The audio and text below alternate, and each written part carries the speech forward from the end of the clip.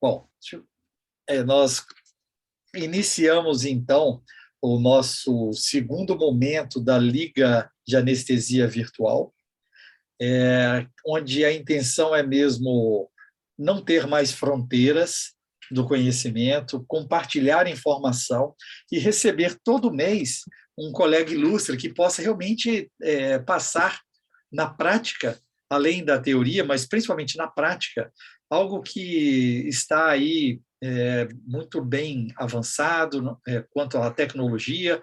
Vamos falar um pouco também de humanização, de mercado de trabalho. Então, nesse segundo momento, a doutora Sara Amaral foi nossa convidada, muito querida, né? Eu vim acompanhando o perfil dela do Instagram, que veio crescendo aí, está de parabéns, não para de cantar parabéns aí com bolinhos de aniversário para cada 1.000 pessoas que ela vai agregando, e também agora teve a ideia de lançar um, uma mentoria, né, sobre bloqueios, que depois eu vou te deixar bem à vontade aí para falar sobre esse projeto, já que a intenção mesmo é alavancar e apoiar as pessoas que têm boas intenções, têm conhecimento e querem transmitir. Isso é muito natural, né? A gente vem aprendendo isso ao longo do tempo, que isso faz parte do negócio. Até a monetização dos produtos do conhecimento é muito importante para a sustentabilidade deles, né? Então, o nosso programa de residência ele começou em 2013, ele é credenciado pelo MEC, e a gente agora está validando a ideia de agregá-lo também à SBA, e nós temos duas vagas por ano, a gente espera aumentar também. Nós temos residentes que trabalham também conosco, que já estão em outros locais, principalmente em Minas Gerais, e é um grande prazer que recebemos vocês. Nós já temos aqui alguns residentes, né? Lucas, Daniel, a Vitória, o Paulo, né? A Letícia e o Eduardo ainda não entraram, mas eu vou... o Eduardo, desculpa, está aí, né? A galera está entrando aí. E também nós tomei a liberdade de convidar também colegas de fora, né, nos grupos do Telegram, do Anestesiador e do Mundo Intensivo. São dois grupos legais também que discutem aí abertamente as novidades da anestesiologia e da medicina. E eu gostaria que você se apresentasse, porque ninguém mesmo, que nós mesmos, para sabermos assim, né, quem somos e para onde vamos. E aí a gente fala, esse tema foi desafiador, incentivar realmente assim dentro da gama total de bloqueios que nós temos na nossa prática, existem aqueles que, olha, o residente tem que saber esses aqui, para sair, né, no seu ganha-pão. E depois, obviamente, eles tendem a ganhar expertise e prática e escolher os bloqueios, né, mais adequados aos casos clínicos ao longo do tempo. Então, Sara, muito obrigado mais uma vez a sua disponibilidade, e as portas estarão sempre abertas. Falta agora a gente programar um podcast no Medicina do Conhecimento, né? E você aí vai nos abrilhantar com a sua aula agora. Obrigado.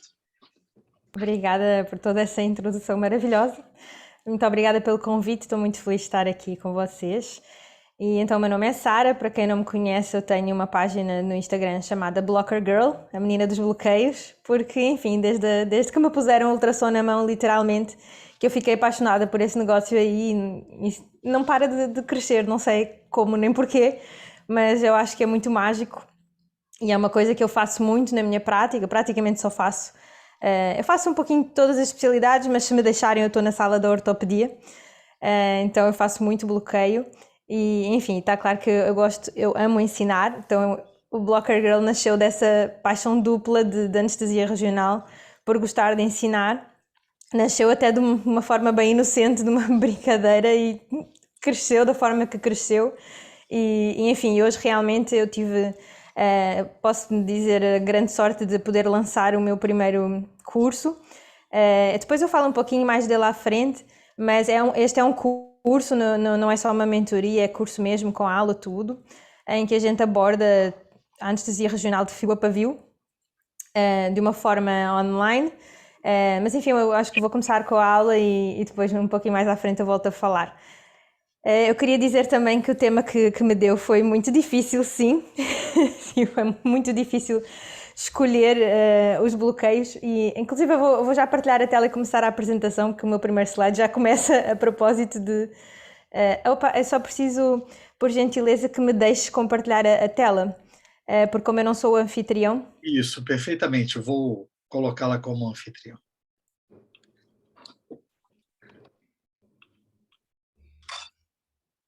A gente apanha aqui também um pouquinho, né? Mas vamos em Não, é frente. tranquilo. Ali onde diz compartilhar a tela, tem uma opção que é deixar os participantes compartilharem a tela e aí eu fico autorizado.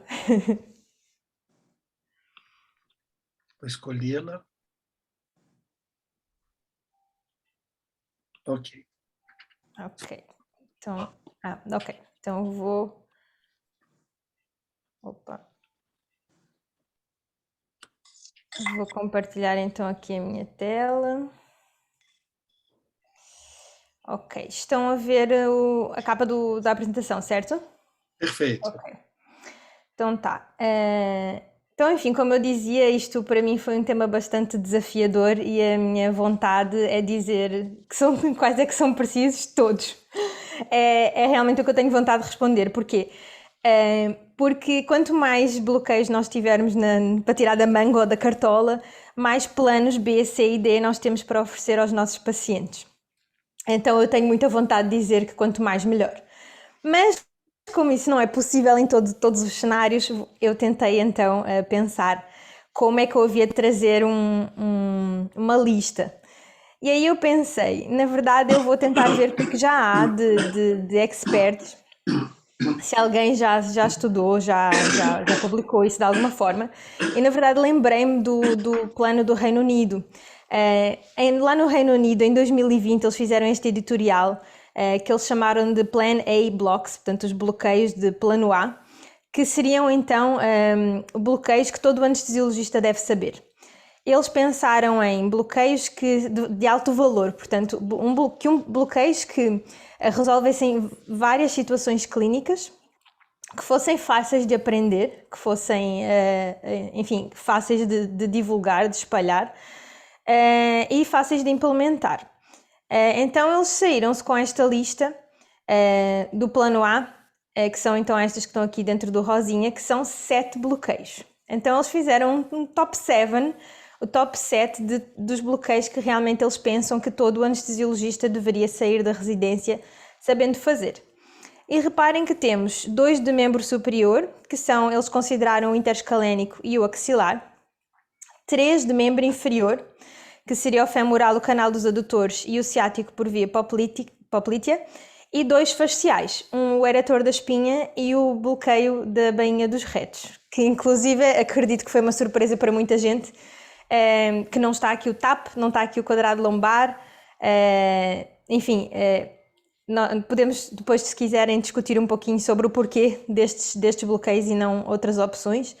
De qualquer forma, eu atrevo-me a dizer que quem aprende a fazer um eretor da espinha é só mais um passinho e já aprende a fazer o paravertebral.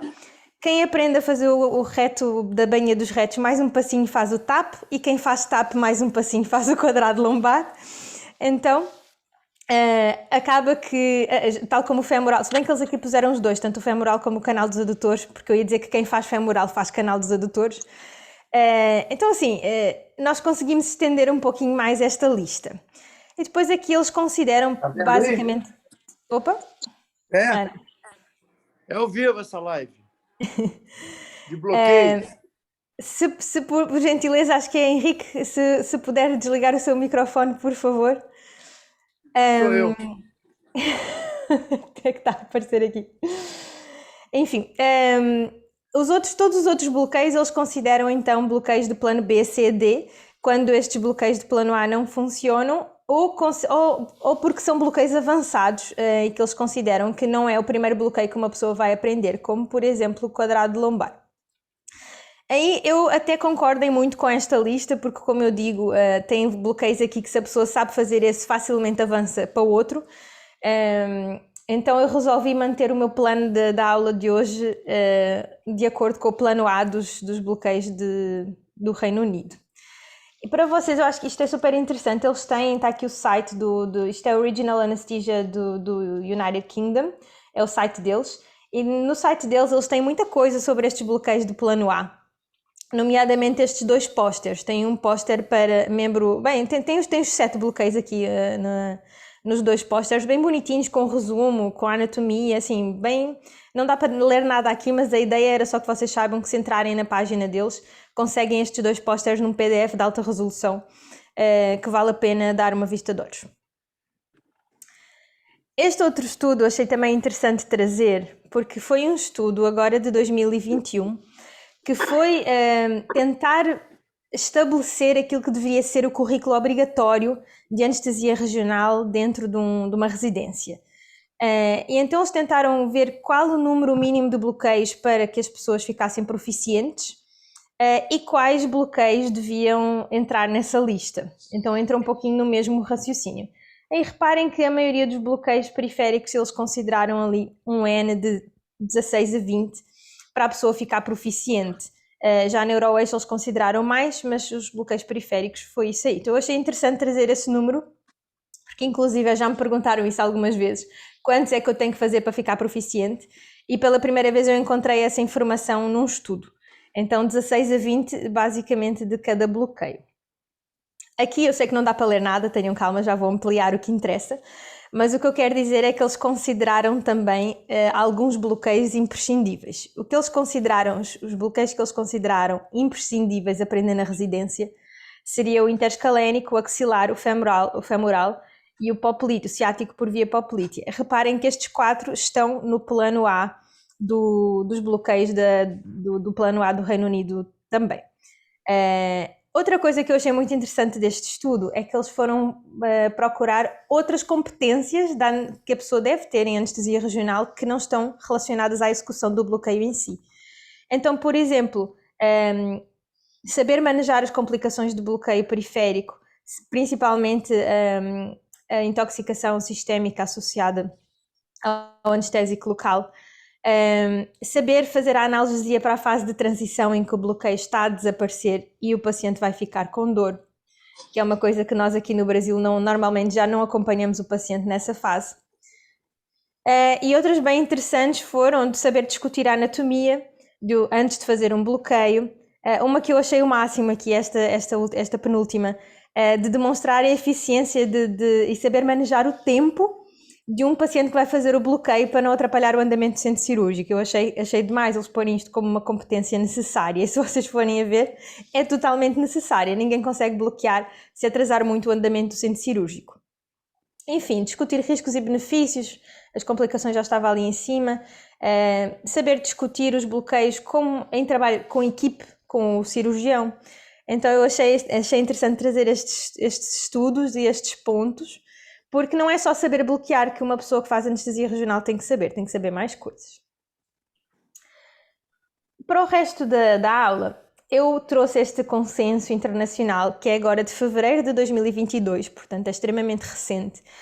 E para quem segue um pouquinho a anestesia regional, reconhece aqui nestes nomes muitos daquilo que eu brinco e chamo os deuses da anestesia regional atual, que fizeram então este consenso, que foi o quê? Eles pegaram nos tais dos bloqueios do plano A, do Regional Anesthesia UK, e eles quiseram determinar quais as estruturas anatómicas que seria essencial nós conseguirmos identificar para fazer cada bloqueio. E foi feita uma tabela gigante para fazer essa determinação. Este artigo também tem este pósterzinho bem bonitinho lá, está no PDF do artigo, que pegou os 7 bloqueios do plano A e fez aqui uma imagenzinha, um resuminho só com a sonoanatomia de cada um. E o que é que eu vou fazer hoje então? Eu decidi pegar estes 7 bloqueios do plano A. É muito bloqueio, então eu espero que entendam que é impossível eu entrar em muito detalhe em 7 bloqueios, ou mesmo que eu tivesse feito um top 5, é muito bloqueio para ir a muito detalhe. E eu poderia focar na ergonomia, no posicionamento, na técnica de escaneamento, mas eu achei que o mais interessante era focar na anatomia. Porquê? Porque é o mais difícil e é aquilo que eu gosto mais de descomplicar. Então eu achei que era interessante eu seguir o consenso. Vamos pegar naquela tabelinha das estruturas anatómicas e vamos tentar achá-las no ultrassom, e eu vou dar então as minhas dicas pessoais de como não confundir, como achar as coisas de forma fácil, etc. Se quiserem entrar, e agora vou vender um pouquinho o meu peixe. Uma das coisas que eu faço no meu curso é exatamente pegar em todos estes detalhes que eu acabei de dizer, de ergonomia, posicionamento, técnica de escaneamento, a anatomia, a macroanatomia e a sonoanatomia, e isso é o que eu faço exatamente no meu curso, é pegar bloqueio a bloqueio e ir a todos os detalhes, varrer tudo, falar de tudo o que é possível. E está claro que não são só os bloqueios do plano A, né? São literalmente todos, que é para ter muitos bloqueios para tirar da cartola quando for preciso. Vamos então começar pelo membro superior e pelos dois bloqueios do que estão no plano A, o interescalénico e o axilar. Começamos então pelo interescalénico. Esta imagem é bem famosa, é uma imagem da ASRA, e o que eu quero mostrar é que o que vocês sabem é que nós podemos bloquear o plexo braquial em vários pontos. Nós podemos bloquear nas raízes com o interescalénico, podemos bloquear o tronco superior só, podemos bloquear nas divisões pelo supraclavicular, nos fascículos através do infraclavicular e nos ramos terminais com o axilar. Então nós podemos abordar o plexo em várias regiões. A abordagem mais proximal de todas é então a abordagem das raízes, que é a abordagem por via interescalénica, que é o que nós vamos ver agora. Então, pegando naquela tabela lá do consenso agora deste ano, o que é que eles consideraram que era essencial nós identificarmos na hora de fazer interescalénico? Aqui do lado esquerdo vão sempre estar as estruturas que nós temos mesmo que ver. E do lado direito, estruturas que é bom ver, mas que não é obrigatório ver para conseguir fazer o bloqueio. Então, o que é obrigatório? É nós identificarmos os dois músculos escalenos, as raízes de C5 e C6 e o tronco superior do plexo braquial. Agora vamos ver essas coisas e vamos entender porque é que elas são essenciais, porque é que a gente tem que as ver. Quando nós vamos fazer o bloqueio interescalénico, a primeira coisa que salta à vista e que deve saltar à vista é o famoso sinal do semáforo, da sinaleira, que é, tirá-lo daqui, que não é mais do que as raízes de C5 e a raiz de C6 dividida. Isto é uma das coisas mais importantes que eu vos vou dizer do bloqueio interescalénico, que é as três bolinhas do semáforo não são C5, C6 e C7, como a maior parte das pessoas pensam. São C5 e C6 dividido. Por que isso é importante? Porque na hora de eu escolher onde vou colocar a minha agulha, se eu colocar entre a segunda e a terceira bolinha, eu estou a pôr a minha agulha no meio de C6 e o meu risco de lesão nervosa ali da raiz de C6 aumenta muito. Então não é desejável fazer isso. Nós queremos sempre não tocar, não entrar dentro do fascículo, dentro de raiz. Então o ideal seria fazer a colocação da agulha entre C5 e C6, tá? Então não coloca entre a segunda e a terceira bolinha, porque a segunda e a terceira bolinha é tudo a mesma coisa, é C6. E C7 normalmente está bem mais em baixo. Ok, então nós já identificámos duas das estruturas que estavam naquela tabela, né? C5 e C6. A outra coisa mais óbvia a identificar são os escalenos. E é fácil identificar porque as nossas raízes, elas estão entre os escalenos. Ela é um canal, uma espécie de um canal formado pelos escalenos. Então nós temos o escaleno anterior e temos o escaleno médio, que são os dois músculos que estão de cada lado, ali da fenda interescalénica. Outras estruturas importantes que eu vos vou dizer que não estavam ali no plano A, mas que eu acho importante identificar, uma é a artéria vertebral. Normalmente, bem do lado de C7, nós normalmente vemos duas bolinhas hipoecogénicas, duas bolinhas pretas ali perto do processo transverso. Uma é a raiz, que é C7, e a outra é a artéria vertebral. E é meio importante saber fazer a distinção entre uma e outra, porque nós não queremos puncionar a artéria vertebral, né? Então, eu gosto, quando faço o interescalénico, de pôr o Doppler aqui em baixo, só para ver onde é que está a artéria vertebral e saber que eu não vou chegar nem perto daquela região, tá? Então, não é obrigatório. Eu gosto de ter essa segurança. Eu gosto de ter a segurança de saber que a artéria vertebral está longe da minha agulha. Então, é uma sugestão. Outra estrutura importante que nós também não temos que identificar para fazer o bloqueio, mas eu queria mostrar aqui, eu vou até mostrar a imagem seguinte porque é uma imagem real em que se vê isso, é o frénico. Vou tirar a sinaleira daqui, portanto vocês já sabem que está aqui C5, C6 e C6, C6 e C6, né? Porque é C6 dividido.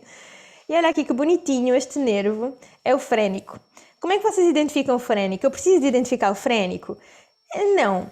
Se o virem, é fácil de identificar. Ele fica normalmente ali na borda superior do escaleno anterior. Então, se vocês virem um nervo que, à medida que vocês vão escaneando para proximal e para distal, vocês veem um nervinho ali a passear em cima do escaleno anterior, aquilo é o frénico.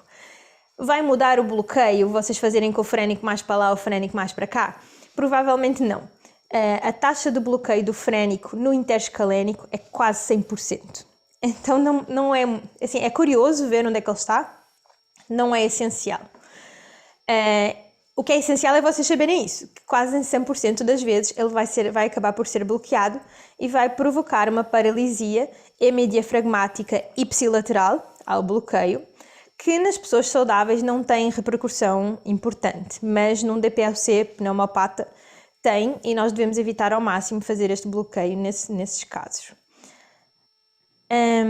Então, só para rever aqui a mesma anatomia numa imagem real, temos aqui o sinal do semáforo, C5, C6 dividido, C7 cá em baixo, aqui a artéria vertebral, os dois escalenos, bonitinhos, escaleno anterior e escaleno médio, aqui é a jugular e a carótida, que às vezes aparece na imagem, às vezes não, depende um pouquinho da janela e do ângulo que vocês estão a dar ao probe. Vejam como estão próximos, mas enfim, em princípio a nossa agulha não vai para aquele lado, a nossa agulha vai ficar aqui, então fica bem longe dos grandes vasos, mas vejam como tem muita coisa importante aqui. Tem vasos grandes, estes dois, né, jugular e carótida, a artéria vertebral. Nós temos aqui sistema nervoso central muito pertinho, né, nós estamos aqui, é possível, uma das complicações do interescalénico é um bloqueio subaracnoide. Então nós não queremos que a nossa agulha chegue aqui perto do processo transverso. E nós temos outras coisinhas aqui, vejam duas manchinhas aqui pericogénicas no meio do escaleno médio, que são dois nervos. São o nervo dorsal da escápula e o nervo longo torácico. Porquê que isso é importante? Porque eu também não quero passar com a minha agulha no meio de nenhum deles. É importante saber qual é que é qual? Não.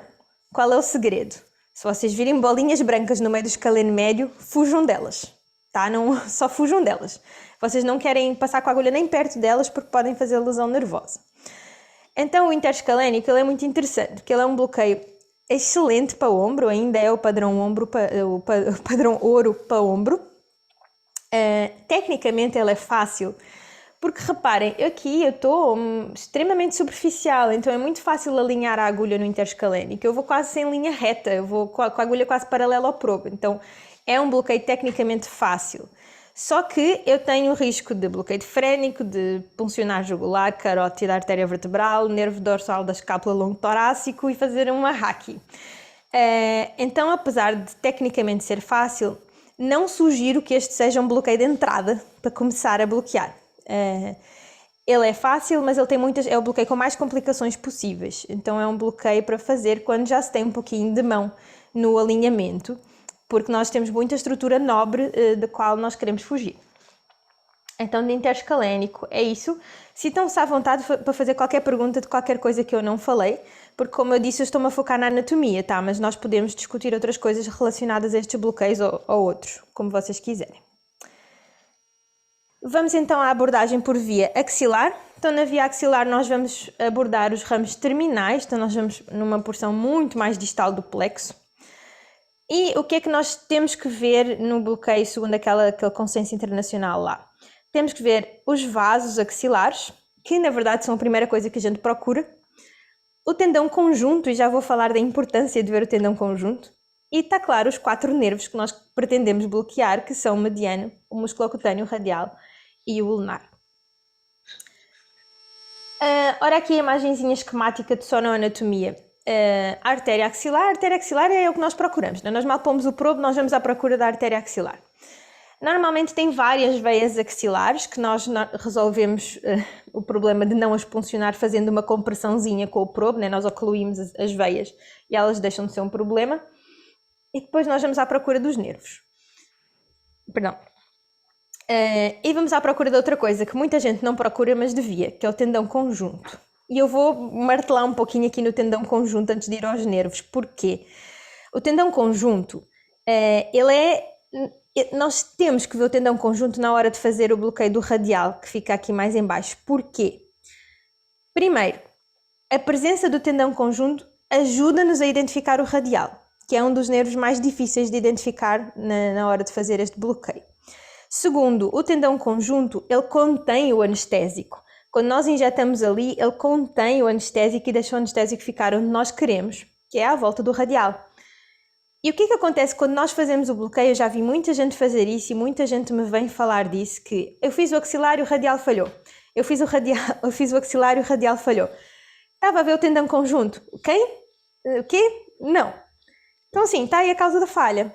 Se realmente o tendão conjunto não está na imagem na hora de bloquear o radial, o anestésico vai se espalhar para lugares que nós não queremos. Então, das duas uma, ou fazemos um volume muito maior, para ter certeza que alguma coisa chega ao radial, ou então fazemos o bloqueio da forma que deve ser feita, que é ver o tendão conjunto.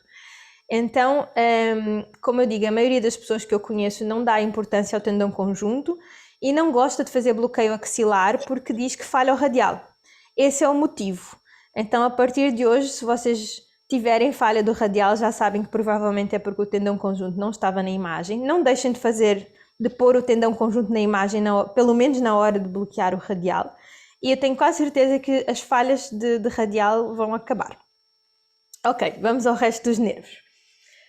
O radial eu meio que já falei, né? Normalmente ele está aqui na parte... Vamos considerar que a artéria é um relógio, tá? Que é mais fácil para falarmos da localização dos nervos.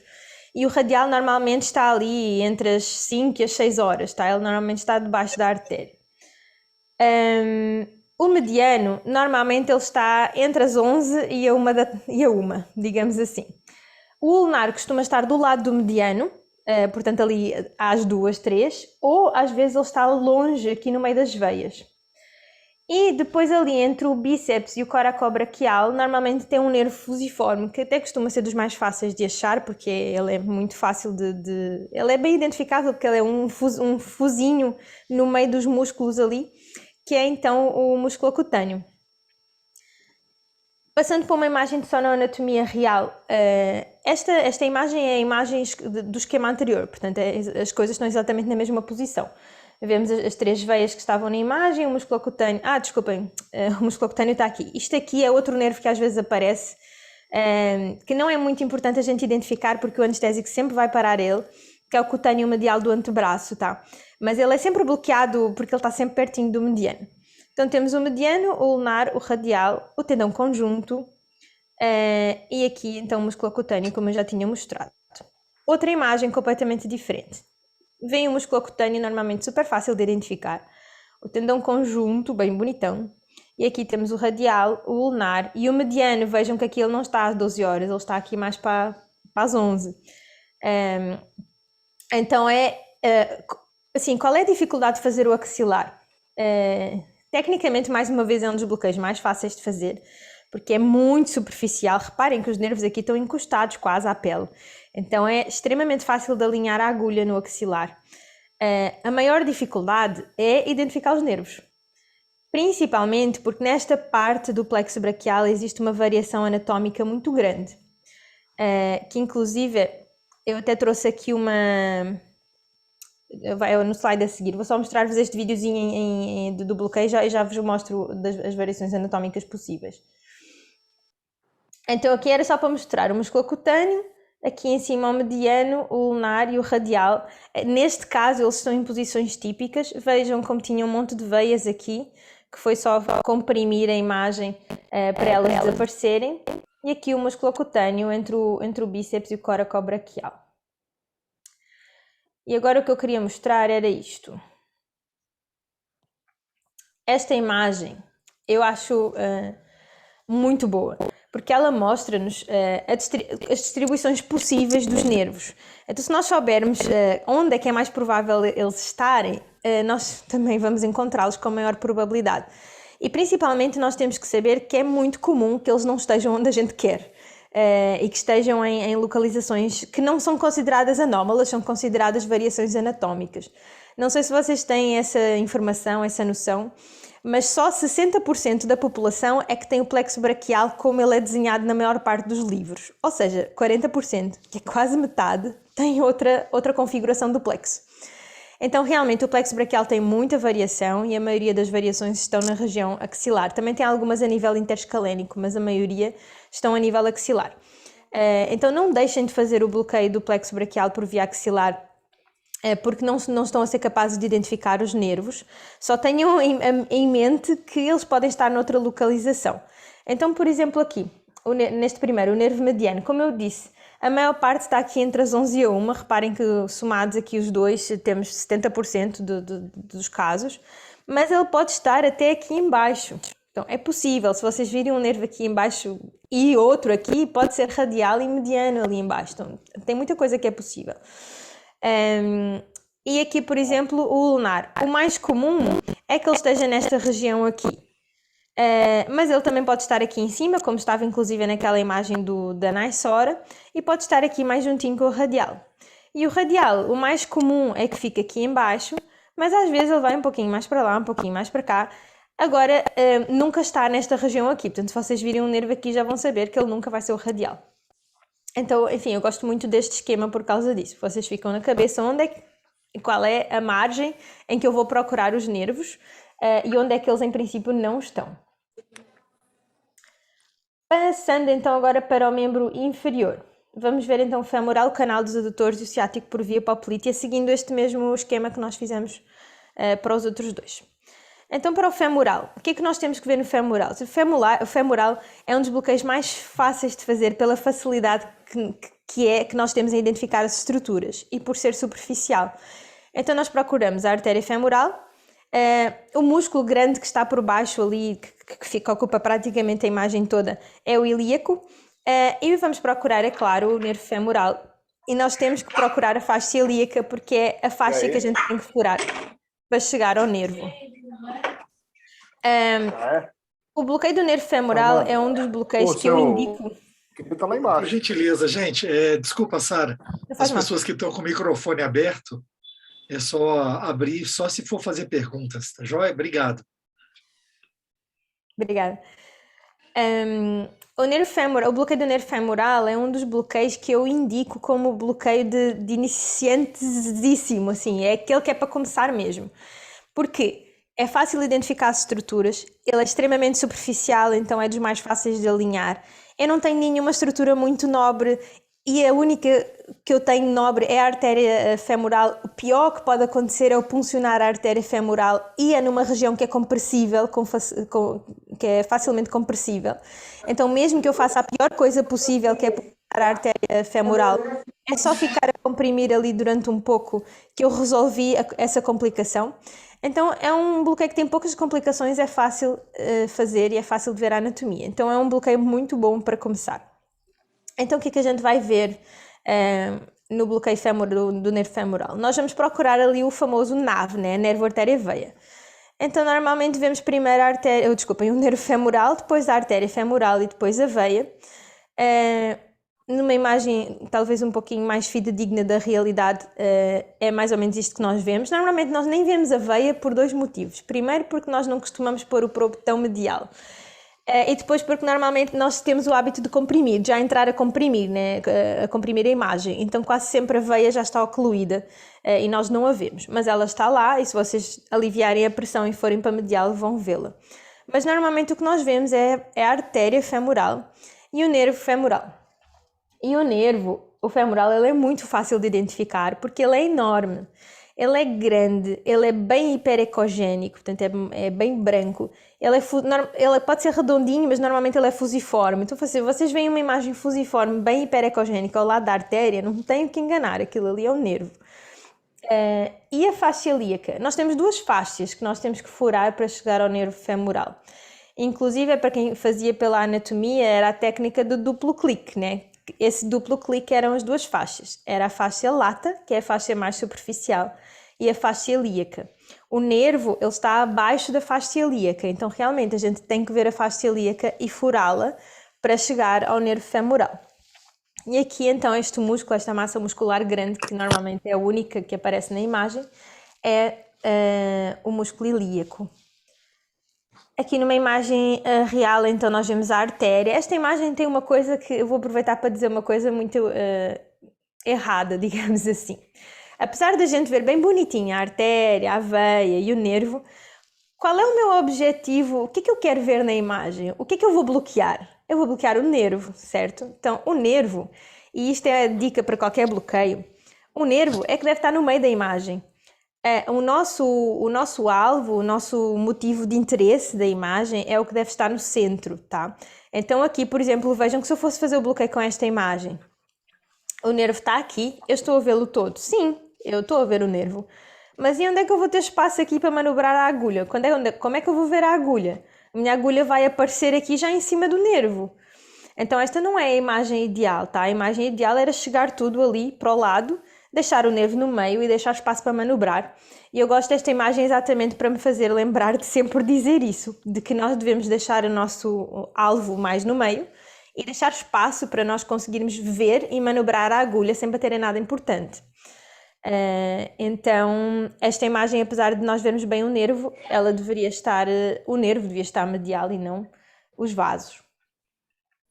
E de femoral é isto, é extremamente simples, não tem assim muito mais para falar de femoral. Em relação ao canal dos adutores, quais são então as estruturas que a gente deve identificar para poder fazer o canal dos adutores? A artéria femoral, o sartório vai ser a nossa principal landmark, a nossa principal marco anatómico, o músculo vasto medial e, é claro, se conseguirmos ver o nervo safeno. E eu digo, é claro, se conseguirmos ver, porque como devem saber, e principalmente dependendo da definição do ultrassom, não é obrigatório nós vermos o nervo safeno para fazer este bloqueio. Nós devemos injetar à volta da artéria, à volta não, nós devemos injetar do lado lateral da artéria, que é onde está o nervo. Muitas vezes ele aparece durante a injeção, quando tem anestésico ali faz contraste e o nervo aparece, mas não é obrigatório ver o nervo para fazer este bloqueio. Se o virmos, ótimo, eu gosto sempre de ver o meu, mas não é obrigatório. Vamos lá às estruturas então. O teto aqui do canal dos adutores é o sartório. São as duas coisas que nós vamos procurar na hora de fazer este bloqueio. É a artéria femoral e é o sartório. São as duas estruturas que nós temos mesmo que achar para poder fazer o bloqueio. E agora dou outra dica que eu acho muito essencial e que eu vejo que muita gente tem muita dificuldade com este bloqueio porque não faz isso. Que é o seguinte.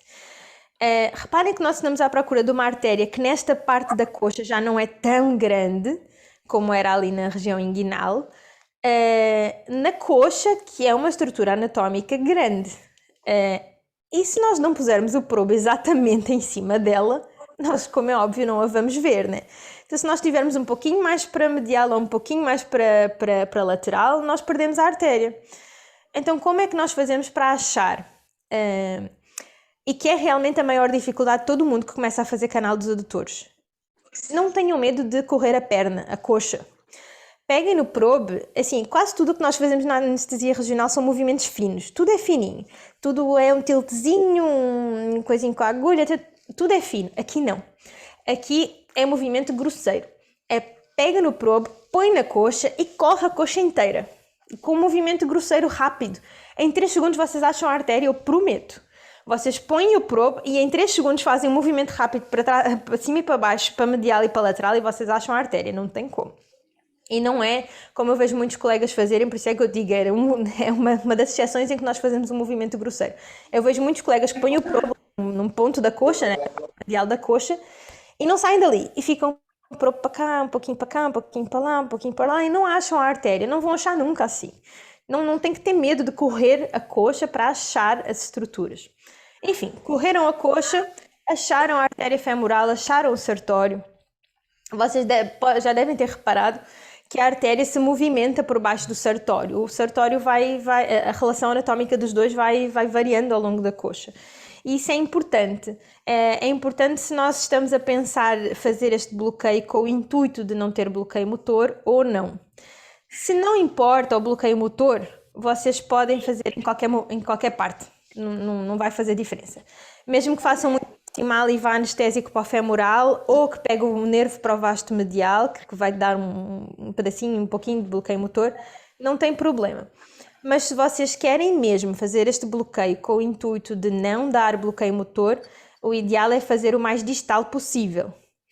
E aí vocês correm, vocês acharam a artéria, acharam o sartório, fazem um scan para distal, e quando vocês veem a artéria mergulhar, a artéria sair de perto do sartório, ali acabou o canal dos adutores. Então vocês vêm um tiquinho mais para cima e fazem o bloqueio aí. E aí é onde vocês vão fazer este bloqueio, tendo a certeza absoluta de que não vão ter bloqueio motor. Ok? Então tá, voltando aqui às estruturas. Então o músculo de cima, o que faz o teto, que é o que a gente realmente quer achar, é o sartório. Depois nós temos mais medial o vasto medial e temos os adutores longo e magno. É importante nós identificarmos estes três músculos. Assim, eles estão lá, mas o que é mesmo importante é o sartório e a artéria. Eu preciso do sartório e da artéria para fazer este bloqueio. O resto, se eu não vir ou se eu não souber identificar, não vai mudar tanto a execução do bloqueio. O que vai mudar é porque estes músculos são importantes para a gente saber onde é que começa o canal dos adutores e onde é que acaba. Mas assim, onde é que começa é uma informação com uma relevância questionável. Onde é que acaba? Eu acabei de vos dizer, a artéria afastou, acabou o canal. Tá? Então, uma forma bem simples de reconhecerem o fim do canal dos adutores. Aqui a imagem esquemática, então, aqui tem um safeno enorme, que vocês nunca vão ver na vida, deste tamanho. E aqui a mesma imagem, o sartório grandão, a artéria no meio, o safeno e os músculos adutores e o vasto medial. Que não é assim tão importante conseguir identificar, mas está claro, quanto mais souberem, melhor. Ciático por via poplítea lateral. O que é que a gente tem que encontrar neste bloqueio? A artéria poplítea, o nervo ciático e, mais importante ainda, o momento onde o nervo ciático diverge e forma o tibial e o fibular. Então, nós temos o nervo ciático. Não sei se alguma vez vocês viram, por exemplo, em amputações. Eu gosto de ver o nervo ciático durante as amputações porque eu consigo ver o nervo ao vivo, né? E eu sempre peço ao cirurgião para me mostrar. Tem duas coisas interessantes do ciático. Primeiro é a dimensão absurda dele. Ele é muito grande, é um nervo muito calibroso, muito mais do que qualquer outro. E é bem interessante que o tibial e o fibular, eles já estão separados lá dentro do ciático, desde cá de cima. Eles vêm juntinhos, mas cada um no seu compartimento. E depois, quando chegam ali um pouquinho antes da fossa poplítea, então eles efetivamente separam. E essa é a região onde nós vamos fazer o bloqueio. Aqui, portanto, aqui temos os dois separados, ali para cima, proximal, eles estão juntos, e aqui a gente faz o bloqueio. E aí vocês perguntam, porquê que a gente faz o bloqueio aí? E não mais proximal ou mais distal. Mais distal arriscam-se a não conseguir bloquear os dois. Mais proximal, podemos fazer? Podemos. Só vamos ter algumas implicações. O ciático, como eu acabei de dizer, é muito calibroso. Então, para vocês conseguirem bloquear o ciático unido, um só, precisamos de uma concentração de anestésico bem alta para ter certeza que o anestésico consegue penetrar o nervo e chegar às fibras todas que a gente quer. O que não acontece quando ele já está dividido, né? Porque aí já são dois nervos menores, mais fácil de bloquear. E outro motivo é que se nós, por acaso, queremos fazer este bloqueio com intuito anestésico, a latência de bloquear o ciático quando ele está todo unido é muito grande. Tá? Não sei nem direito quanto é que é, mas assim, imaginem se para bloquear o ciático, o tibial e o fibular, para eu conseguir um bloqueio anestésico são 30 a 45 minutos com ROPI a 0,75, imaginem quanto é que vai ser para bloquear o ciático quando ele está um só. Tá? Então assim, a menos que seja um paciente idoso ou diabético que bloqueia mais rápido, vai demorar 1 hora ou mais. Então assim, não é uma opção muito execuível no dia a dia. Então não tem por que bloqueá-lo mais em cima. E também vai ser mais profundo, mais difícil de bloquear. Então tem vários motivos. Então o momento ideal de bloquear é no momento em que eles se separam, mas ainda estão bem próximos um do outro. Porque aí, como a injeção única, vocês conseguem entrar ali na faixa de Volcker, a agulha entra no meio dos dois e com uma injeção única de anestésico, os dois ficam banhados. Então é por isso que ali é o local ideal para fazer. É obrigatório ver a artéria poplítea na minha imagem? Não. Se vocês dão de caras com os nervos, veem os dois a juntar, veem os dois a separar, isso é que é obrigatório ver. A artéria poplítea, ela é interessante ver quando nós não achamos os nervos. Aí realmente eu vou procurar a artéria, porque a artéria é mais fácil de encontrar, e uso a artéria como referência para procurar os nervos. Mas quando eu já achei os nervos de caras, eu não preciso de andar à procura da artéria, porque ela não me vai acrescentar nada. Tá? Porque tem bastante pacientes que têm os nervos cá em cima e a artéria lá em baixo, assim, eu já achei os nervos, não vai mudar nada na minha vida ver a artéria. Mas o inverso sim, tá? Quando não acham os nervos, achem a artéria primeiro. Então, como eu digo, o que é mais essencial neste bloqueio é ver a divisão. E outra coisa, por que é tão importante? Imagine, eu coloquei uma probe e eu já estou a ver 2 nervos. Imagem linda, eu vou bloquear já aqui, não vou mexer mais. É errado. Por quê?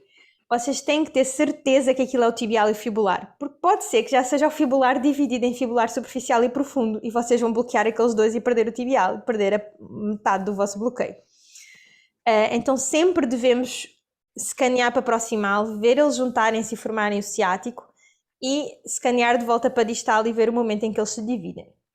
Outra coisa interessante, não é obrigatória, mas eu gosto, quando acabo de fazer o bloqueio, eu gosto sempre de dar uma escaneada para proximal e distal. Na verdade, isto em qualquer bloqueio que eu faço, para ter certeza que o anestésico migrou e dispersou da forma que eu queria, tá? Então o bloqueio não acaba no momento em que vocês acabam de injetar, acaba quando vocês viram que dispersou da forma correta. Isto também para qualquer bloqueio. Passamos agora para os fasciais, então. O bloqueio da bainha dos retos é um coitado meio esquecido pelo povo. Eu faço muito, adoro o bloqueio da bainha dos retos. Eu faço muito para laparotomia de urgência, que não pôde fazer peridural por algum motivo.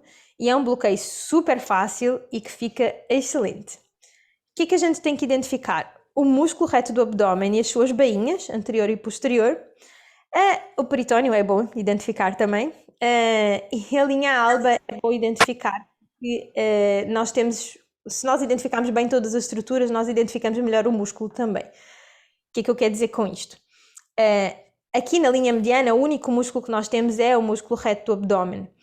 Só que se por acaso nós estamos com o probo um pouquinho mais para o lado e já começamos a ver várias camadas musculares e aquilo já começa a confundir, eu já não sei exatamente o que é a bainha, o que é o músculo reto do abdômen, o melhor é eu vir à linha mediana, ver a linha alba e depois lateralizar um pouquinho o meu probo e ver um único músculo, uma única camada muscular, que é o reto do abdômen. E a nossa injeção, ela vai ser aqui da parte de trás, na faixa posterior. Porquê? Porque vocês vejam que aqui este nervinho, que são os ramos anteriores dos nervos intercostais, eles perfuram o reto do abdômen exatamente pela sua faixa posterior.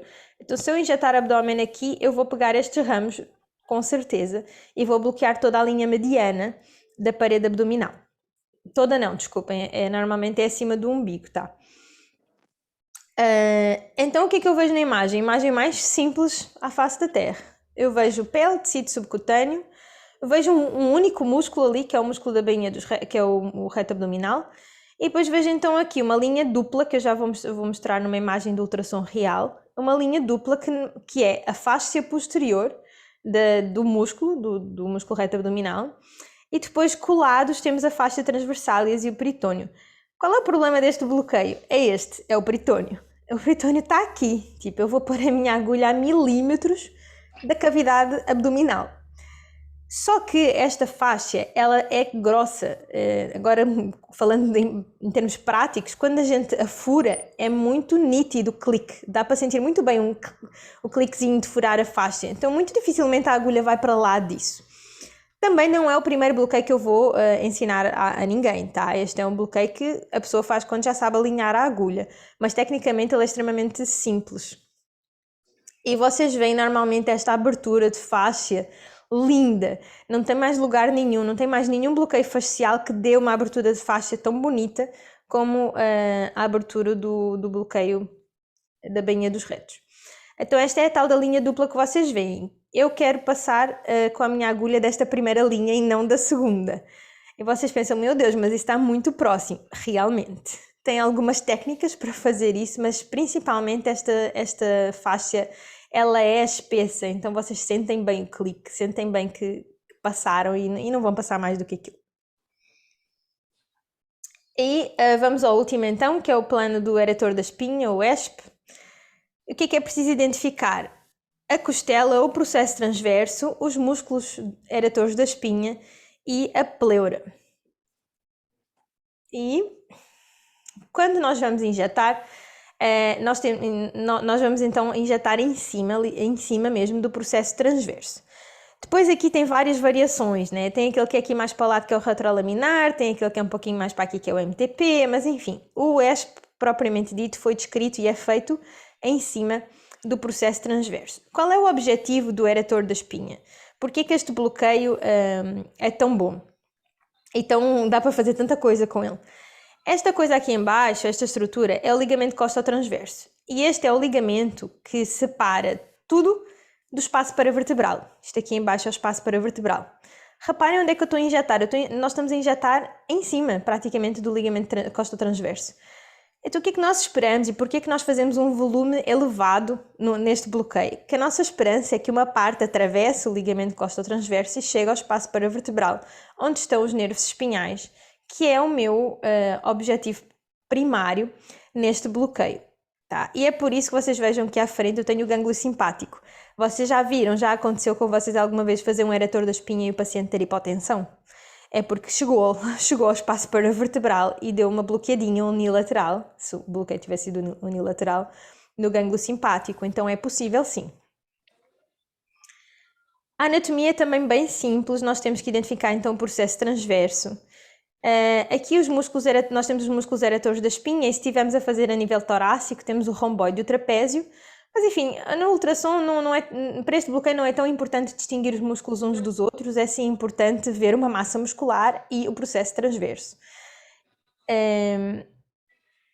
Que então a imagem real será esta, mas o mais importante de tudo, e esta é a minha dica preciosa do eretor da espinha, é distinguir processo transverso de costela.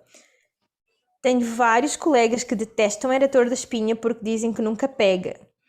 É porque eles estão a bloquear costelas, eles não estão a bloquear o processo transverso, eles não estão a injetar no lugar certo.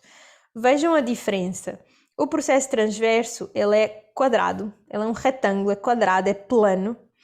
E a pleura, cadê? Aqui nesta imagem não dá nem para ver, a pleura está cá em baixo, normalmente fica bem longe. Já a costela é redondinha e a pleura está logo ali. A pleura está super perto da parte óssea. Então, esta é a forma de distinguir. Normalmente, a técnica clássica diz que a gente deve escanear desde aqui do processo espinhoso para lateral até ver o processo transverso. Eu costumo fazer isso, só que além disso, eu vou mais para a lateral para ver a costela, para ver este redondinho aqui, e depois volto para dentro para ver a transição da costela para o processo transverso, porque é a única forma que eu tenho 100% de certeza que aquilo ali não é a mesma costela. A única forma de ter a certeza é vendo a costela. Se eu vir a costela, eu sei que aquele negócio que eu estava a ver não era costela, era processo transverso. Então eu gosto sempre de ver a costela para ter certeza absoluta que eu vou injetar no processo transverso e não na costela. Se vocês injetarem na costela, estão a fazer uma tentativa de bloqueio intercostal, que realmente, se bloquear alguma coisa, vai ser um nívelzinho só, o que não é o objetivo, né?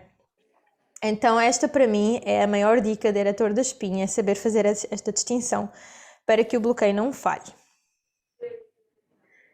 E é isso que eu tinha para trazer para vocês dos bloqueios que todo o residente deve aprender, mas, como eu digo, eu acho que estes bloqueios dá para estender para outros.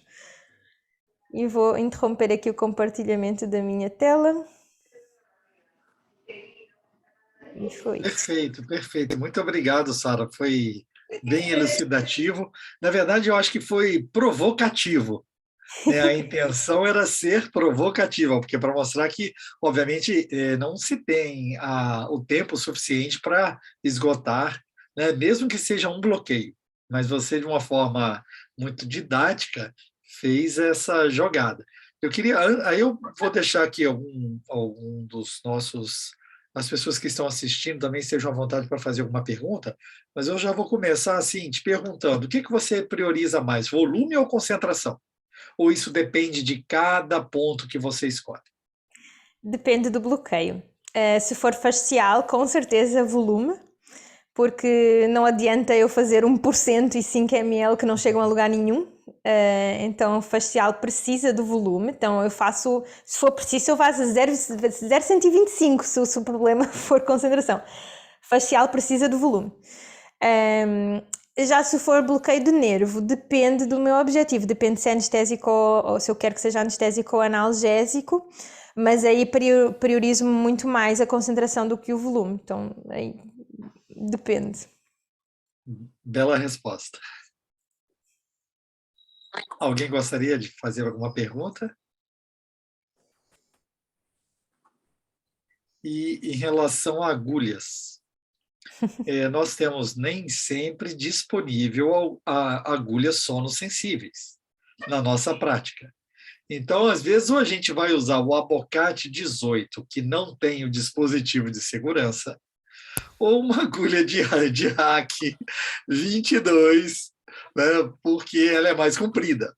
Como é que fica essa relação? O que você sugere? Devemos brigar pelas agulhas? Devemos fazer realmente um movimento? Ou é possível se utilizar outros formatos, outros dispositivos? Então, vou dar a primeira resposta politicamente correta, que é briguem pelas agulhas. Porque realmente não é a mesma coisa. As agulhas de bloqueio, elas têm várias coisas que as outras não têm, mas duas principais.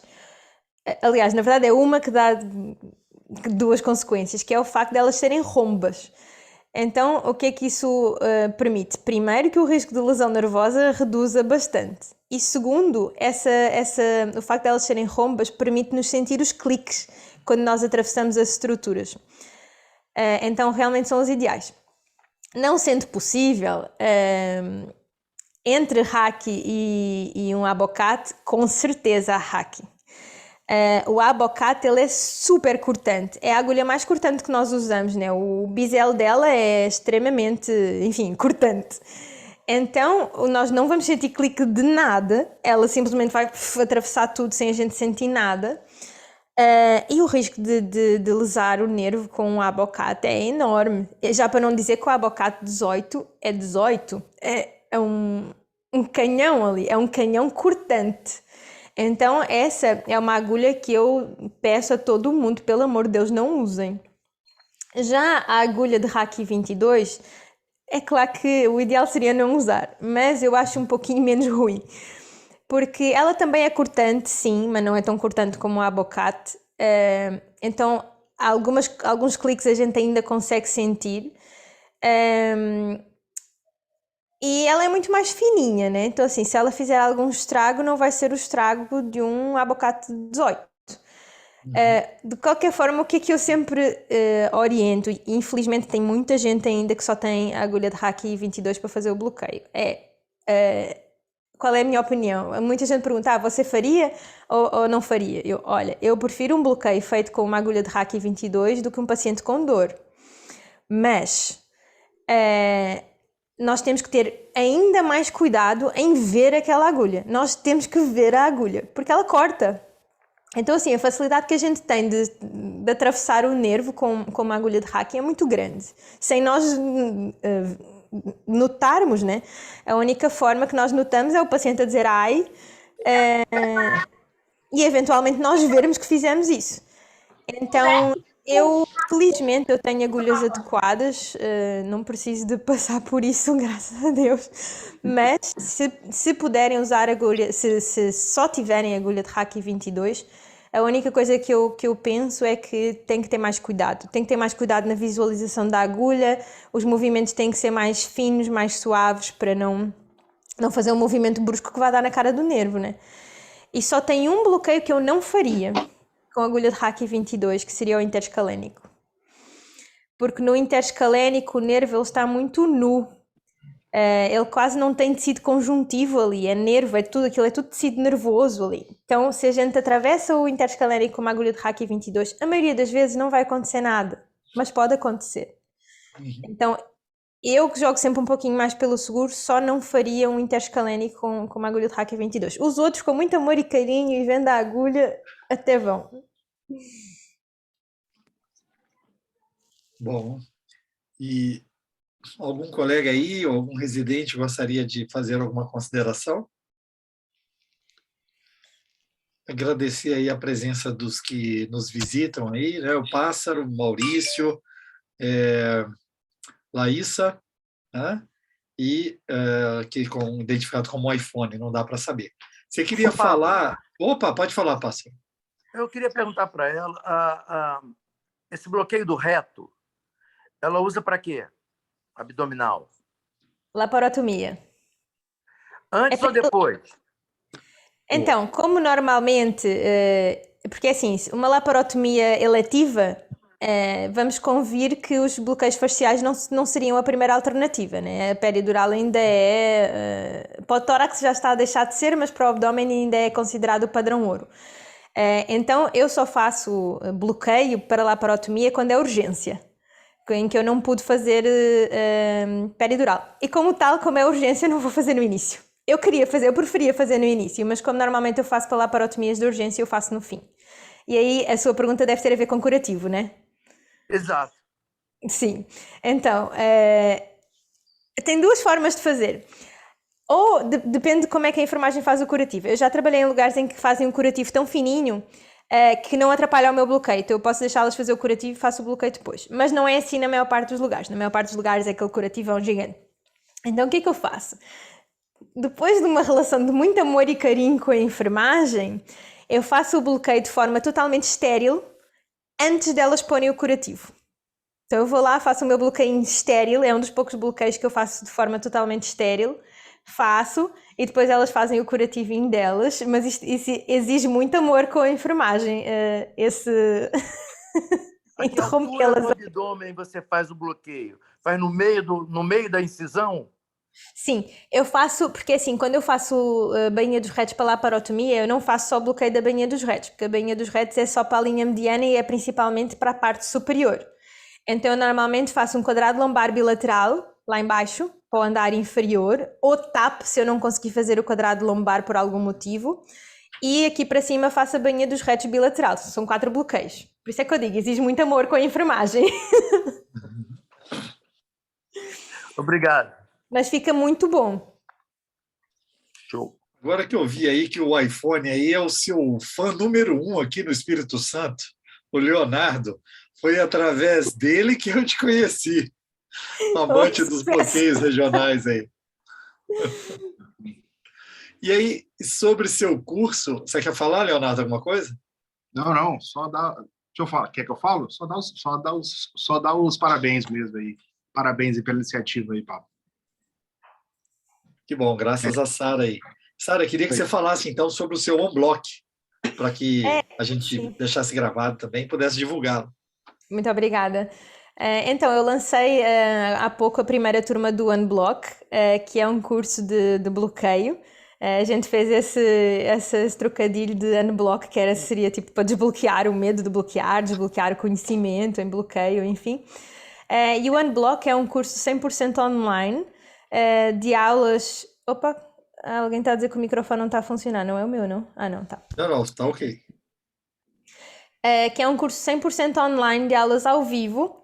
São 11 aulas ao vivo no total, em que a gente vai realmente abordar tudo, tipo, todos os bloqueios, tipo, desde o axilar dos básicos até IPEC, PENG, geniculares, sei lá, enfim, toda a lista possível e imaginária de bloqueios que existem, a gente vê de uma forma teórica, porque assim é online, mas prática, que é com este tipo de dicas que eu também dei na aula de hoje, que são as dicas práticas, né? Porque assim, eu não tenho, eu acho que todo mundo que me acompanha no Blocker Girl já percebeu que eu não ensino da forma clássica, eu não tenho muita paciência para ensino muito formal.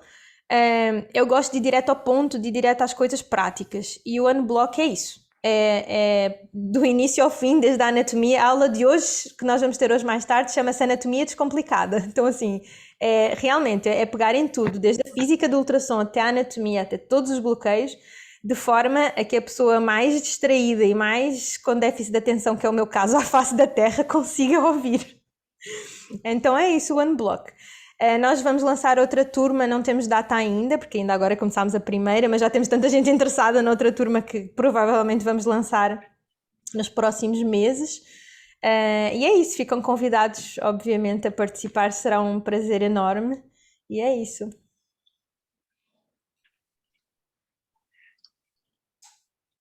Ótimo. Maurício. Boa tarde. Só queria parabenizar a doutora Sara pela excelente aula, foi muito interessante e o curso deve ser muito melhor, né? Então, Obrigada. obrigado. Muito obrigada. Tem aqui uma pergunta no chat, posso responder? Por favor. O Lucas perguntou: em situações onde se combina bloqueio com anestesia geral, bloquear antes ou depois da indução anestésica e porquê? Lucas, essa é uma das minhas perguntas preferidas, ainda bem que fez. Então, isso é um assunto bem controverso e que tem muita gente que bloqueia depois da anestesia geral ou da hack, porque é mais conveniente, né? Porque o paciente já está ou a dormir ou com a hack, não sente, não dói, está quieto e todo mundo fica mais feliz. Mas não é não é a forma certa de fazer. Neste momento, porque a maioria de nós ainda não trabalha com ultrassons de alta definição, a maioria das pessoas ainda não é super proficiente em bloqueio. A verdade é que um dos principais sinais que a gente tem, um dos principais avisos que a gente tem para dizer estás no lugar errado, é o paciente dizer ai. O paciente não diz ai se estiver com hack ou com anestesia geral. Então, no caso do interescalénico, contraindicação absoluta é interescalénico com anestesia geral. Tanto que que não é feito em pediatria. Não é que não é feito, mas que é altamente questionável que se faça. Então, é assim. Léo, você está com participação aí familiar. Desculpa aí. Como é que eu vou apagar aqui? Foi mal. Então, assim, poder fazer pode, só que quais são as circunstâncias ideais para poder fazer depois do paciente estar com hack ou com anestesia geral? É ter um ultrassom de super alta definição, que é uma coisa que a gente não vê muito aqui pelo Brasil, e é já ser extremamente proficiente e ver muito bem onde está a agulha. E mesmo nesses casos tens vários estudos que mostram que a gente, mesmo achando que sabe o que é que está a ver, na verdade não está a ver onde é que a agulha realmente está. Então isso é muito controverso ainda. Pensa-se que o futuro que isso não seja tão importante, exatamente porque a tendência é que os ultrassons sejam cada vez melhores e a gente veja cada vez melhor onde está, mas neste momento e com o tipo de ultrassons que nós usamos e com o tipo de proficiência que a maioria de nós tem, não se deve fazer com o paciente não sentindo, nem com sedação profunda, né? Porque o paciente tem que poder dizer ai.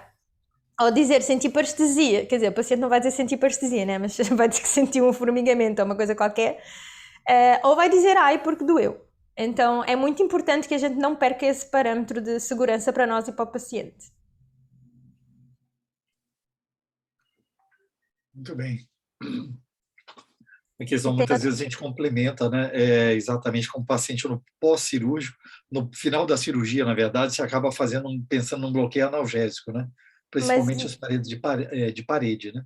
Sim, isto que eu acabei de dizer, eu refiro-me exclusivamente a nervo, a plexo. Okay. Bloqueios faciais, não, bloqueio facial não tem nada para lesionar ali, então bloqueio facial pode fazer num momento qualquer, tá? Todos os faciais podem ser feitos com o paciente sob anestesia geral ou sedação profunda, ou hack, se for o caso, sei lá. Eu estou a falar de nervo. Inclusive aos faciais até é indicado que se faça, né, para conforto do paciente, porque não tem toda esta questão que plexo e nervo têm. De qualquer forma, às vezes acontece de não fazer o bloqueio no início da cirurgia por algum motivo logístico e precisar de fazer no fim, com o paciente ainda com hack ou alguma coisa assim. É o ideal, como eu acabei de dizer, não. Mas entre não fazer o bloqueio e fazer o bloqueio nessas circunstâncias, faça o bloqueio. Então, assim, em tudo, tem muita coisa muito controversa na anestesia regional e que a gente tem que saber pesar prós e contras. Mas deixar um paciente com dor, para mim, nunca é opção. Tem outra pergunta aqui, pergunta, shoulder block vai acabar com o interescalénico para cirurgia de ombros? Então, vou-lhe dar uma resposta melhor. O shoulder block não vai acabar com nada, mas o tronco superior vai. O bloqueio do tronco superior vai. Já tem algumas escolas, alguns consensos que já estão enfim, que vão destronar, digamos assim, o interescalénico como gold standard, como padrão ouro para ombro. O próximo padrão ouro para ombro vai ser o tronco superior. A maioria dos especialistas que fazem tronco superior já nem e eu sou uma delas, eu já não faço interscalénico, eu não faço interscalénico para nada já. Eu faço só tronco superior. Porquê? O que é que vocês bloqueiam quando vão bloquear interscalénico? C5 e C6. Então tá, vou bloquear a mesma coisa um pouquinho mais em baixo, longe do frénico. Então assim, quem começou a fazer tronco superior foi para poupar frénico para pacientes pneumopatas, mas depois de aprender a fazer o tronco superior meio que perde o sentido de fazer interscalénico, porque eu estou a bloquear exatamente aquilo que eu quero, de forma seletiva, com muito menos chance de bloquear o frénico, então não tem por que fazer interscalénico. Mas o interscalénico ainda é o padrão ouro, certíssimo, tipo, ainda é aconselhado para todo mundo e continua a ser, mas provavelmente com o passar dos anos o tronco superior é que vai acabar com o interscalénico. O shoulder block não tanto, porque o shoulder block não é anestésico. O shoulder block é só analgésico, então não tem como ele destronar o interscalénico. Ok, mais alguma consideração? Acho que não tem mais nenhuma pergunta. Aqui no chat não tem mais nada. Ok. Sara, agradeço bastante aí. As portas estarão sempre abertas. Espero que desejo muito sucesso e que os cursos aí, as mentorias sejam frequentes e cada vez para um maior número de amantes do bloqueio regional.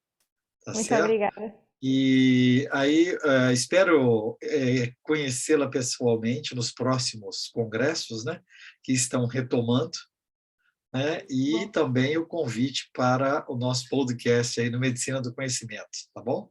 Vamos lá. Muito obrigada mais uma vez pelo convite e, enfim, eu gosto sempre de falar da anestesia regional, portanto, fiquei muito feliz e muito obrigada pela presença de todos.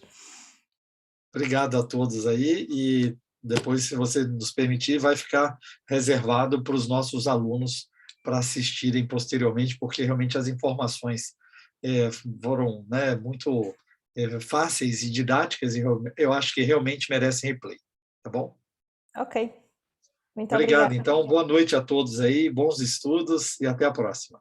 Obrigada, tchau, tchau.